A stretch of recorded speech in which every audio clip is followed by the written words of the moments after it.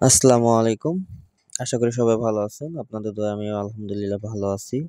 তো আজকে হচ্ছে যে আমাদের আঞ্চলিক ভাষায় বলে জোলামাতি। তো হচ্ছে যে গ্রামের যে হচ্ছে যে বাচ্চাদেরকে নিয়ে করা হয় এটা। বাচ্চারা ছোটবেলায় করতাম আগে। তো যাই হোক সেটাই করতেছিলাম আজকে এলাকার বাচ্চাদেরকে নিয়ে।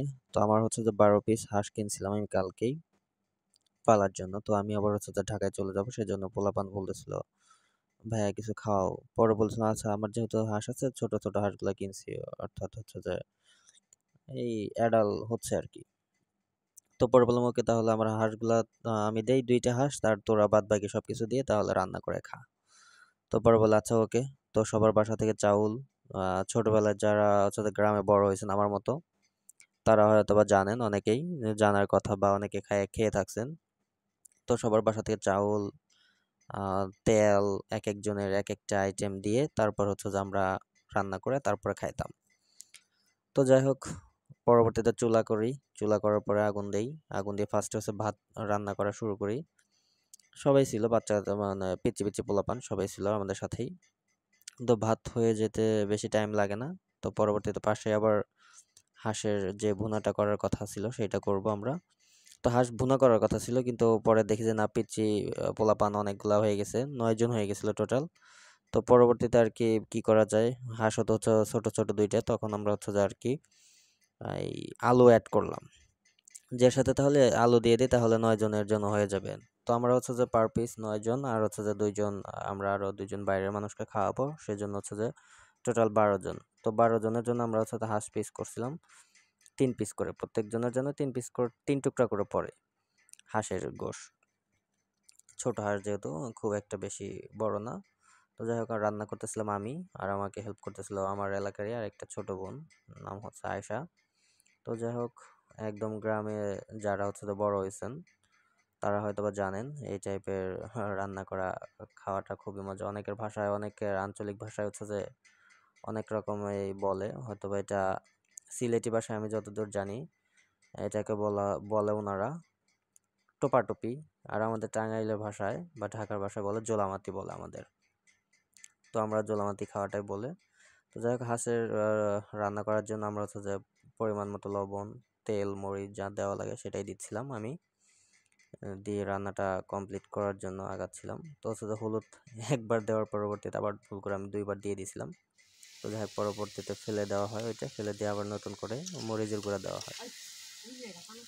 দেওয়ার পরে এখন হচ্ছে যে জাল দেওয়া হচ্ছে। আর আমরা কাঠখড় ইউজ করছি যেটা সেটা হচ্ছে যে আমার লিচু বাগান আছে। লিচু বাগানের যে লিচু শুকনো পাতাগুলা থাকে সেগুলাই। তারপর মাংসটা দিয়ে দিচ্ছিলাম এখন। জাল দেওয়ার জন্য ব্যবহার করা হয়েছে যে লিচু পাতা আর হচ্ছে মাংস এখন দিয়ে দেওয়া হচ্ছে। তো মাংসটা ফার্স্ট হচ্ছে আমরা ভালো করে ভুনা করে নিই, মানে কষায় নিই যেটাকে বলে। তো তারপর হচ্ছে যে আবার আলু অ্যাড করি। আর আগুন মানে যে হচ্ছে যে আমরা তো গ্রামে বড় হইছি আগে বাচ্চা এখন তো দীর্ঘ অনেক দিন রান্না টান্না করি নাই। গ্রামে রান্না করা হচ্ছে যে ছোটবেলায় করা হয়েছে ওই এইরকম খাওয়া হয়েছে। তখন এছাড়া তো আর কখনো রান্না করা হয় না গ্রামে। তার জন্য আগুন হচ্ছে যে বা চুলা নিজেরাই কাটা হইছে। চুলা নিজেরাই তৈরি করছি মানে এভাবে। তো এখন আলু এড করে দিলাম।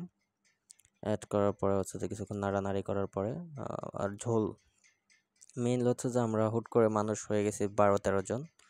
তো সেজন্য হচ্ছে আমাদের ঝোল বা যেটাকে ঝোল বলি আমরা সেটা অনেক বেশি রাখা হয়েছিল কারণ না হয় হইতো না। কারণ অনেক পোলাপান হয়ে গেছিল আর সবাই একজন আসে একজনের পর একজন আসলে না করা যায় না। সেজন্য আমরা ঝোল বেশি দিয়ে রাখছিলাম যাতে যেন ডাউলের হচ্ছে যে রিকভারি হয়, ডাউল না লাগে এই ঝোল দিয়ে যেন হয়ে যায়। তো যাই হোক রান্নাটা হচ্ছে যে খুবই মজা হয়েছিল সবাই খাওয়ার পর বলছিল। তো আমাদের রান্নাটা শেষ হতে নিয়ার অফ ২ ঘন্টা টাইম লাগছিল। ফুলের কলি আমি মোহর ম্যাডাম নাচে নাচে রে নাচে দোলে কোমর ম্যাডাম নাচে পিচ্চি নাচানাচি করতেছিল ওই দেখতেছিলাম। তো তারপর হচ্ছে যে খাবারগুলো সার্ভ করে দিচ্ছিল আমার আম্মু। উনি হচ্ছে যে সব পোলাপান সব বসেছিল একদম গ্রামে, একদম গ্রাম্য পরিবেশে যেভাবে মানুষের জীবন লাইভ লিড করে সেম। মানে যারা গ্রামে বড় হয়েছেন অবশ্যই তারা এরকম হয়তোবা যদি এরকম খেয়ে থাকেন তাহলে অবশ্যই জানবেন, অভিজ্ঞতা আছে। বাট যারা শহরে বড় হয়েছেন তারা এগুলো মিস করেন, বা আমরাও যারা এখন হচ্ছে যে শহরে থাকি, কর্মব্যস্ত কর্মক্ষেত্রের জন্য আমাদের থাকতে হয়, তারা হচ্ছে যে মাঝে মাঝে মিস করি। তো ভিডিওগুলো দেখলে ভালো লাগে, সেই সুবাদে ভিডিওটা করা। আর হচ্ছে যে গোশগুলো আগে আলাদা করতে বলছিলাম, কেননা যে হচ্ছে যে একদম পিস পিস করা সবার জন্য হচ্ছে 3 পিস করে হবে, সেজন্য আগে কাউন্ট করে রাখা হয়েছিল।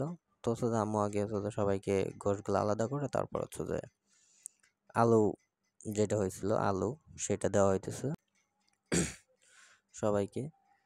তো হচ্ছে যে সবাইকে দিয়ে দেওয়া শেষ, সেখানে সবাই খাবার খাচ্ছে। আর সবচেয়ে দুষ্ট যেটা আমাদের এখানে, সেটা হচ্ছে যে আম্মুর পিছনে, আম্মু থাকাকালীন ও হচ্ছে আবার দুষ্টামি করে না, চুপচাপ থাকে, যে আম্মু আবার ওরে যদি বকা দেয়। আর ও হচ্ছে যে খুবই দুষ্ট আমাদের এলাকার মধ্যে। আর এটা হচ্ছে যে আমার সুইমিং পুলের পাশেই হচ্ছে যে আমার বিচের যে ব্রেঞ্চগুলো থাকে ওইগুলার মধ্যে ওরা বসছে, আর আমি এদিক থেকে দেখতেছিলাম ওরা খাচ্ছিল পিচ্চিরা। এখানে আছে 6 জন, আর 3 জন হচ্ছে যে বাসায় যায় ঘুমাইয়ে গেছে আর কি, রান্না দেরি হতে। তো একদম গ্রামের পরিবেশ এখানে, কিন্তু হচ্ছে যে অনেকেই ভাবতে পারেন কি নোংরা বা ডাস্ট আশেপাশে, তারপরে কিভাবে খাচ্ছে। আসলে এটা হচ্ছে যে কারণ এমনটা হচ্ছে তো নর্মাল, গ্রামের মানুষদের কাছে ব্যাপার না। তো যাই হোক, যদি ভিডিওটা ভালো লাগে থাকে সবাই দোয়া করবেন, আর আশা করি সবাই ভালো থাকবেন। আল্লাহ হাফেজ।